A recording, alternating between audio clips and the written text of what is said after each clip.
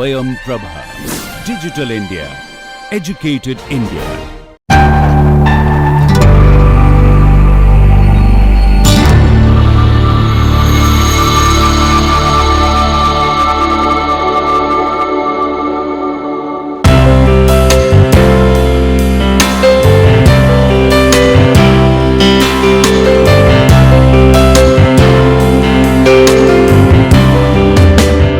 Welcome to the course Environmental Impact Assessments.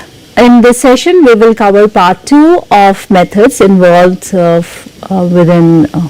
methods involved for climate change assessments in the larger ambit of methods which we are covering in EIA.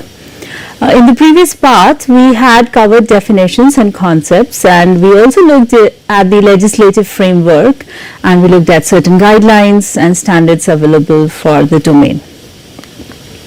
Today we will cover methods for scoping and baseline studies and impact prediction and evaluation. So accordingly, our coverage will look into scoping for climate change mitigation, we'll look into baseline study for climate change mitigation, as well as we'll look at scoping for climate change adaptation, as well as we'll look into baseline studies for climate change adaptation. So you may recollect that we differentiated between the term mitigation and adaptation in our previous class. So how for these things we do separately, we look at how do we look at scoping and how do we undertake baseline studies. We'll also look at different methods for impact prediction and evaluation. Within that, we'll look at impact for project for climate change mitigation. We'll look at climate change impacts on project and on receptors. We'll also look at the interaction between climate change mitigation and adaptation. So you may connect with the previous session about the different terms of what we talked about. Accordingly, the expected learning outcomes include that after completion of the session, you should be able to list out different methods which are available to you in scoping and baseline studies in relation to mitigation, adaptation, as well as you should be able to review impact prediction and evaluation methods. You should be able to look into a different approach which are adopted for mitigation as well as for adaptation purpose. And at the same time, you should be able to look at the impact on the project as well as on the receptors based on these concepts. For this section, we are following chapter 5 of the book Methods of Environmental and Social Impact Assessment by Ricky Tharwell and Graham Wood. So moving forward, looking at the scoping and baseline studies, most of the available legislation and guidance we see that require climate change to be considered in the early stage of EIA. So we see that it is very useful to consider EIA at the scoping stage right at the beginning so that the key elements of climate change can be identified, and it can be also identified through the engaging with the key stakeholders, and you can also check with the key legislations like what all needs to be studied here. So examples of climate change policy framework, so with what would be your reference would include like intended nationally determined contribution as per the Paris Agreement. So what as a nation the nation has committed towards this agreement to meet the target. So you need to look at those things. And so those will be the binding provision for the country, and within that the other EIA process would follow. Scoping in and scoping out will mostly depend on nation to nation based on their legislative provisions which they have. Mostly it is suggested that climate change should be put in scope for all major infrastructure projects. So minor would not really have that kind of impact, but it's important to consider the major infrastructure projects as they are likely to contribute toward the greenhouse gases. So minor infrastructure projects, however, with no significant climate change concern, can be kept out from the climate change assessment process. So we see that according to IIA list, there are 4 key questions when you are doing this scoping stage. Reviewing under the scoping stage, you need to ask 4 key questions which you should consider to review the need for climate change assessments. So number 1, you would ask, will the proposal directly or indirectly increase or decrease greenhouse gas emissions, and if it will, to what extent? So this you should review, check your content, the case within this question. Second, you should ask, will the proposal be beneficial or will adversely affect, and will be vulnerable to climate change, either directly or indirectly. So whatever you are proposing, will it be beneficial or it will be negative, and will that particular proposal also be vulnerable to the climate change? And it can be vulnerable, or the impacts can be directly or indirectly influencing your project, and to what extent the influence is. Likewise, you would be asking question like, will the climate change affect other aspects of the environment that are potentially affected by the impacts of the proposal, and to what extent? And then you would look at the objectives of the proposal, whether impact assessment for identifying the alternatives and what measures you would be adopting to mitigate and to adapt for the climate change purpose. So you need to have those objectives in place. Further, we see that in scoping phase, it's very important to consider many of the existing guidelines.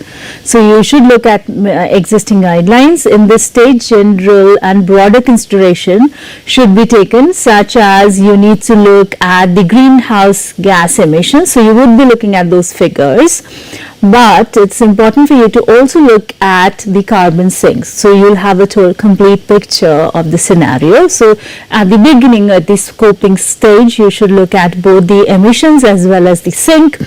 In the table, you can see the checklist as per the guidelines issued by Canadian Environmental Assessment Act of the potential questions that would help you during the scoping stage. So we see another set of questions which can help you to identify all these areas for further detailed study. So questions such as, is the project likely to generate significant volume of greenhouse gases? Emissions would happen during any phase of the project. So the phase could be exploration phase, construction phase, operation phase, or decommissioning of the phase of the project. So you need to review all those things, whether there will be what level of emissions would happen. It can be both. The emissions could be both short-term as well as long-term type, and the example of this type of the project include coal-fired generating plant, hydrocarbon production, large-scale industrial manufacturings like petroleum refining, cement, and so on. So you see those things here. You can look at the table here. You should also look into whether the project's construction or its lifetime operation will negatively impact the areas which act as carbon sink for the greenhouse gas emissions. So you have to be cautious about, are you disturbing the sinks as well. For example, like you might be causing deforestation, and then you might be also interfering with the peatland or the wetlands. So the related project activities could be deforestation, flooding of the land, or large-scale changes in the land use. So these kind of activities can also happen, so you need to review all those things. Further, for the purpose of baseline study for climate change mitigation, so in many contexts, it is easy to undertake baseline studies. So baseline study is very intensive with data. In many of the contexts, it's simpler to undertake baseline study. Particularly, we see UK, for example, they maintain greenhouse gas inventory that contains all the UK's official reported greenhouse gases. So one can straight away take the data from there as a baseline study, and these data are maintained by the local authority. You may see here the snip of the inventory from the UK government website. You may note how they maintain sector-wise inventory here. So you may have a look at this. So how much details you would provide in the baseline study would also vary from project to project. So you might be providing the levels of emissions and from what source, how it's coming, how much it's coming. So that particular detail will depend upon project to project, like what is really the concern and how much data is available to you. So you can also provide historical data, you can provide current data as well as the future projected data. So in that you can provide the conditions, what's the current conditions, and you can also look at the trends in your baseline assessment while you are doing this and how you're presenting your data. So it is important for you to determine how the baseline environment will change. Detailed quantification of greenhouse gases emissions may not necessary and will depend on the project in hand. So it's not necessary that you undertake all the quantification of the emissions. In the example here, you can see one of the case from US. You can see I have taken up this EIA statement from California report. So here you can see they have given very detailed air quality and greenhouse gas emissions and how it is impacting the environment. They are looking at the air quality. In the table here you can see the ambient air quality standards and the measured criteria pollutant concentrations which have been given here. So this link also I have provided, access to this has been also provided to you. So every country has committed for reduction in greenhouse gas emissions. There is a considerable difference in the commitment and actuals. So we see that every country has committed for it, but how much is the commitment and how much actually they are able to do it on ground, there's a huge difference between that. So you may note the global targets, which we talked in our previous class as well, is to hold the global average temperature to well below 2 degrees centigrade above pre-industrial level. So that is the target, and how we really align our EIA process and project to project would depend on that. So you should refer to the national determined contribution for the reference while undertaking baseline studies. So you may have observed commitment of our Prime Minister at the 26th Conference of Parties, COP26, where PM gave 5-fold strategy termed as SwayamPrabha to achieve the emission goals, which include use of non-fossil energy capacity. Then you also see that to meet 50% of its energy requirement from the renewable energy sources, as well as to reduce the total projected carbon emissions by 1 billion tons from now onwards till 2030. And by 2030, India will reduce the carbon intensity of its economy by less than 45%. So that's what we are committing. By the year 2070, India will achieve the target of net zero. So that you would look like such kind of commitment to really evaluate our position. Now, looking at the scoping for climate change adaptation. So we looked at the mitigation part. Now we're going to look at the climate change adaptation. So authors suggest that climate change adaptation is yet very much being neglected in the environmental assessment process. So this is not very well established, and the probable explanation for this neglect is that there is lack of equal international emphasis on adaptation. So there's a lot of emphasis on the mitigation part, but relatively there's less emphasis on adaptation part. So also we see that impact of climate change of the development are experienced. So the impact are more realized at the local level, and therefore it depends a lot on the local government to handle it. And since it's very local, there's a lot of variation about how each region experiences it. So there's a lot of variation how the impact is happening and how those impacts can be addressed. So that's why there's lack of emphasis on the adaptation part. Plus it is said to be there's a lot of uncertainty in the projection for the future. So now looking at the project lifetime and the climate change. So once we look at this adaptation, we also look at the project lifetime and when we look at the climate change. So what project lifetime we should really consider while assessing this. So you may know that most major infrastructure projects are likely to have a lifetime of around 60 to 100 years. So most of the major projects have this lifetime, and some of the major infrastructure projects could have even bigger lifetime, like lifetime from the operational to the decommissioning phase. So the example could be the nuclear power station could be 160 plus years. So the lifespan, the project lifespan would vary. So for the purpose of climate change, you need to take a larger lifespan period for your estimations. It is suggested that full lifetime may be considered during the study. In the figure, you can see the typical lifetime of infrastructure alongside climate change timescales project based on the projects in UK. So you can see here what's the range of time lifetime it has and how what kind of climate change impact it would have. You should consider the impacts on project and or adaptation capacity of recovering receiving environments. You should consider the impacts on project and or adaptation capacity of the receiving environment. So we have been seeing in all our domain that one needs to also look into this aspect, that what is the sensitivity of the receiving environment. So you need to look at in such cases also you need to look at the adaptation of the receiving environment and also look at the impact on the project by the climate changes, and you should look at all the stages of the project for the purpose of assessment. So all the stages, you're now familiar with all the stages here.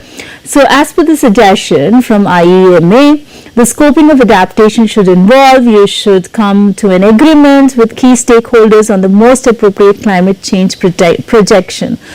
So to adopt the assessment and any necessary methodological consideration to be taken. So it has to be a participatory approach, and you need to look at the key stakeholders, and you should come to an agreement like what all projections you would consider here.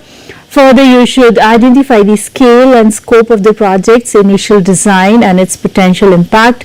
So what's really been put in the initial design and what kind of impact it might have on the receiving environment.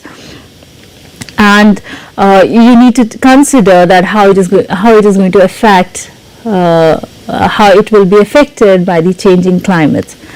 Further, you should engage with the key stakeholders to identify the policy and regulatory regime, like within what policy framework you're working. So that understanding has to be developed here. So these are the suggestions made while you are doing scoping for the adaptation purpose. Further, you should consider certain issues for adaptation, such as you should look into the applicable regulatory and legislative requirements of nation, state and the project. So you should look at these things. Further, you should review the nature of the project, what kind of project you're dealing with, its location and resilience to the climate change. As you saw that the project lifespan also varies, the activities also varies, and the kind of impact it might have or the risk it might have also varies. So you need to look at the nature of the project. You should look at the duration of the project. What was the duration of the project? You should review the climate-related parameters likely to influence the project. So we'll be also looking at the climate-related parameters here. You should anticipate changes to those climatic parameters over the life of the project. So you've already seen what lifespan we take for the project. You should review how sensitive the environment potentially affected by the project is to those climatic parameters. So when you stimulate those climatic parameters, you should see how sensitive your project is to those parameters, so that it gives you an idea in cases of accidents or different extreme events how your project would behave. So you have to review the possible changes in the time span of 50 or 100 years into the future. Now looking at the baseline study for climate change adaptation. So now moving on, we see how you undertake baseline study for assessing climate change adaptation. So within the climate change adaptation, under the provision of UNFCCC, climate change models have been downscaled.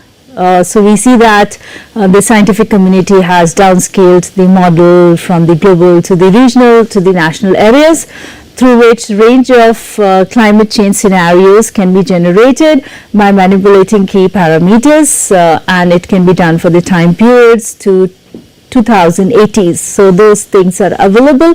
It has been done for developing, so they have categorized done for the developing and the least developed countries. So for you at the scoping stage, it is suggested to come to an agreement with the stakeholders to which scenario you would like to align your assessment with.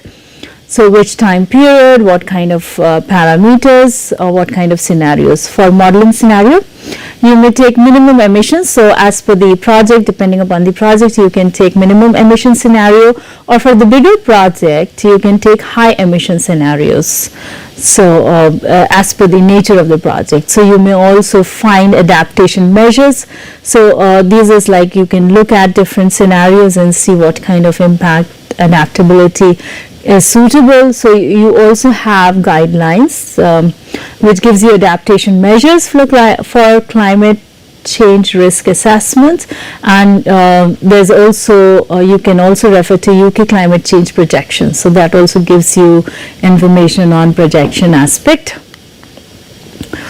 Further, we see for the purpose of baseline studies for climate change adaptation, you would be required to identify certain conditions. For example, you need to look at the historical past climatic conditions, you might have to look at the current conditions, then the future climatic conditions with like 15 to 30 years time period, longer time period for 50 years to 100 years or beyond the lifetime of the project, and then your future climatic conditions can be identified through available climate change projections. So you also have climate change projection, so you can also refer to that. However, it is also important to identify the possibility of extreme weather events. So you need to look at the extreme weather events like extreme rainfall, prolonged period of drought, flood, and so on. So you need to look at those scenarios also. You would be required to also study the climatic factors that affect adaptation. For example, extremes in short-term weather events, such as you can have heat wave, extreme flooding, freezing conditions, and so on. And then you also need to look into extremes in longer-term climatic variability, including precipitation over one or more seasons. So when there's heavy rain, not only one season but more than one season, and then there's regular increase in temperature. So all those things you need to take care of. Further, we see changes in average climate norms resulting in sea level rise. So increases in freezing and thawing average ambient temperature, and all those have to be taken care of. So for certain specific long-lasting projects like road project, pipeline project, it is advisable to use scenarios.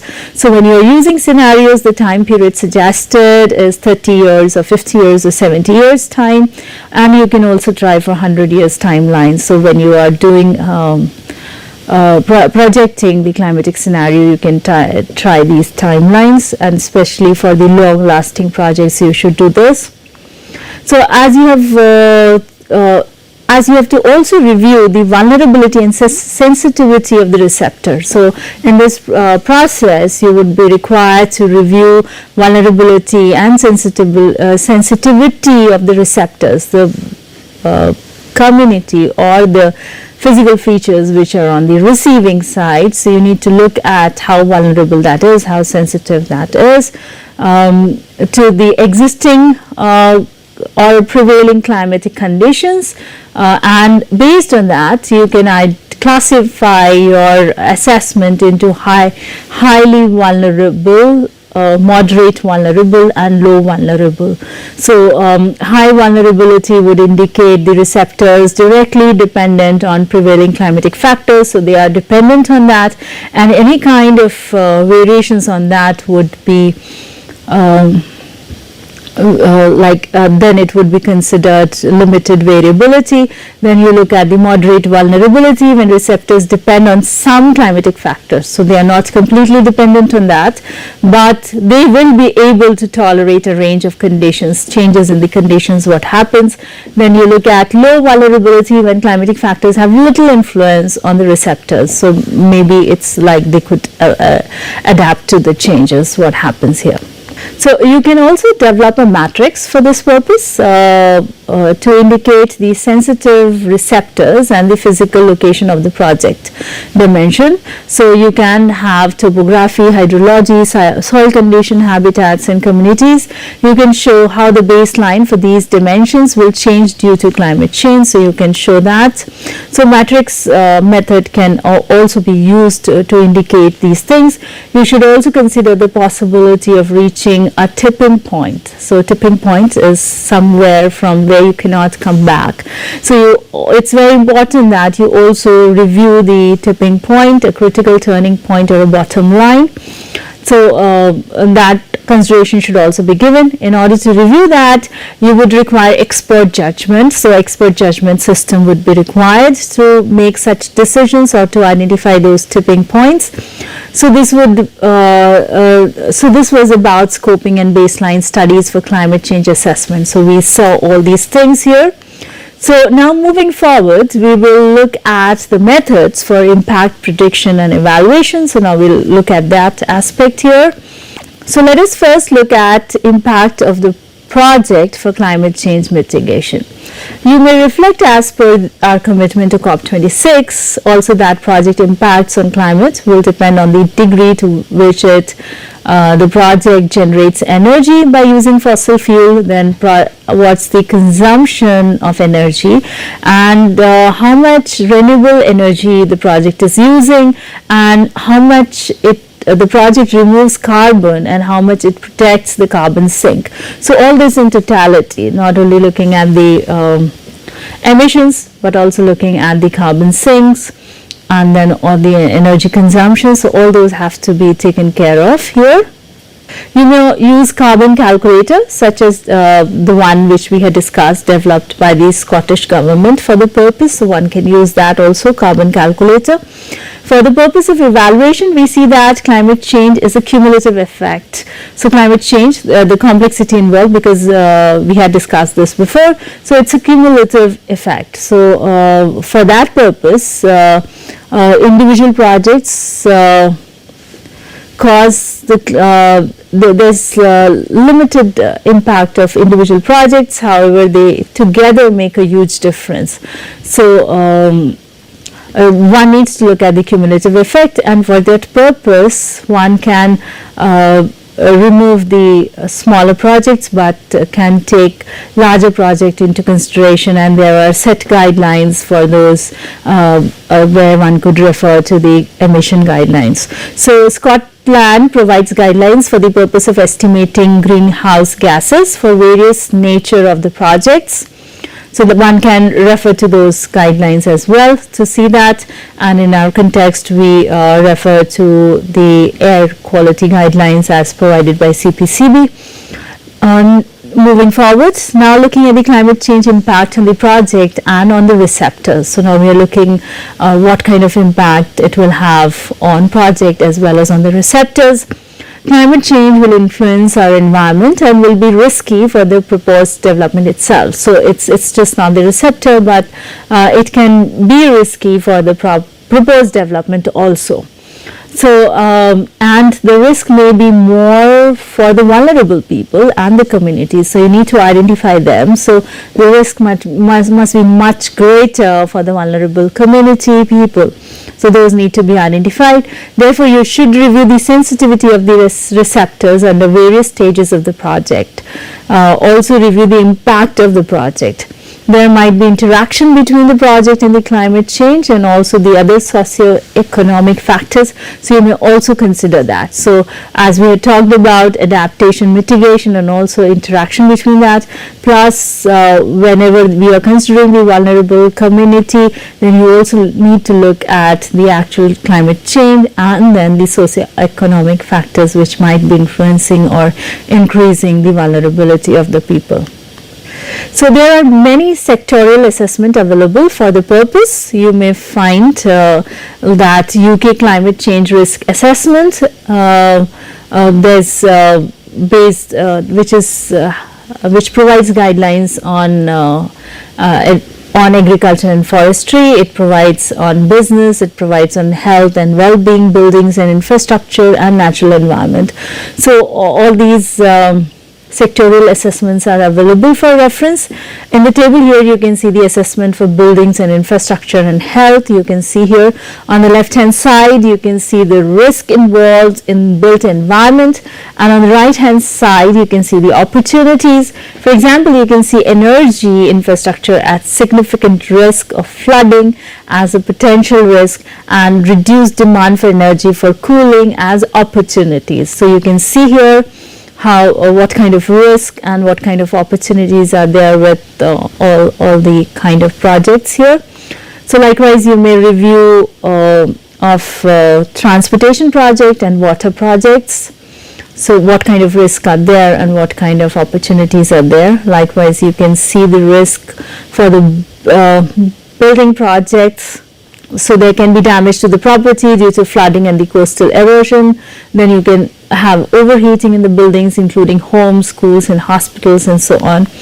Likewise you can see the risk on health and well-being and the opportunities.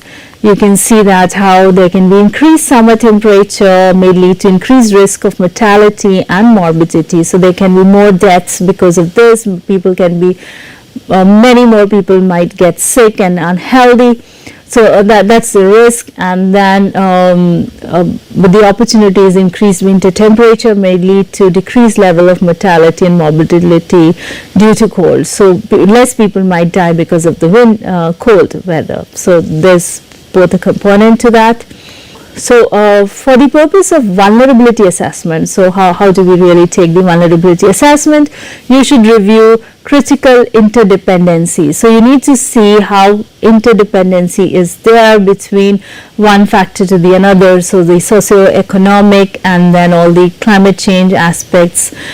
So how they are interdependent. So you need to identify those critical interdependency.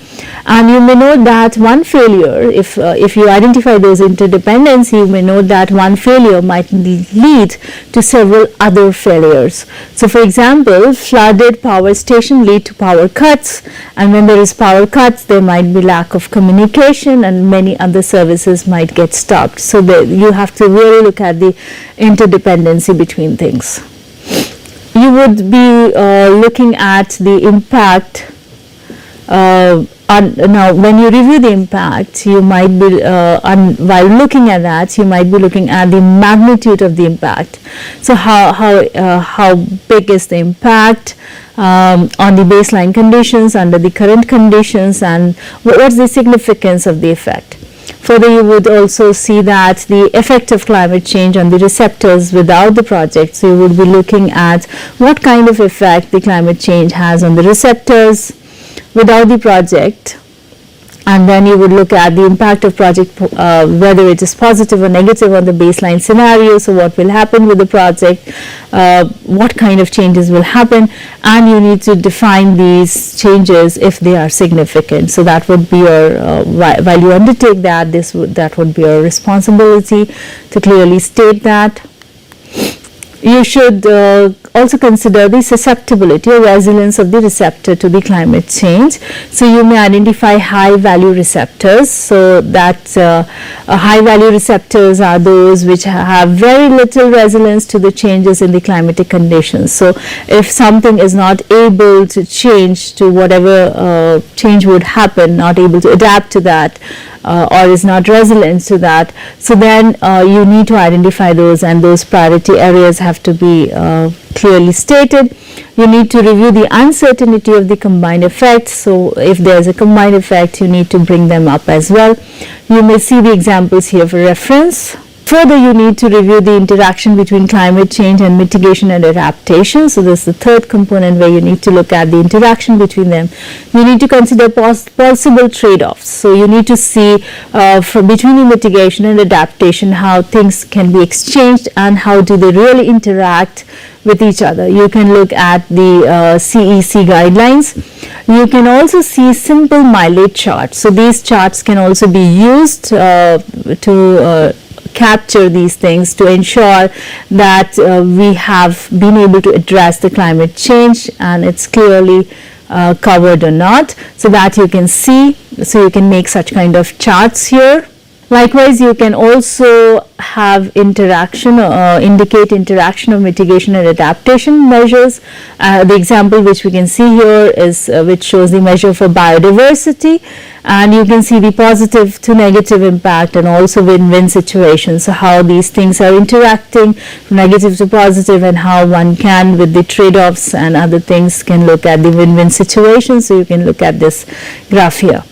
So that is what we covered today. So summarizing, we'll see that we looked at what approach we adopt for scoping and baseline studies. Within that, we looked at what we do within mitigation purpose while undertaking scoping, what we do for baseline study, as well as we saw what we do within adaptation while undertaking scoping process, and likewise within the baseline study.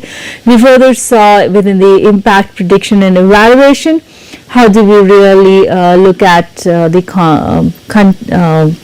climate change mitigation aspect, how do we really undertake project like climate change impact on project and on receptors.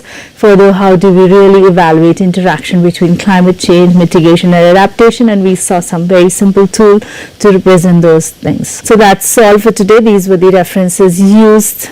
So these are certain suggested watch and read for you to identify more and more of the errors and similar studies here.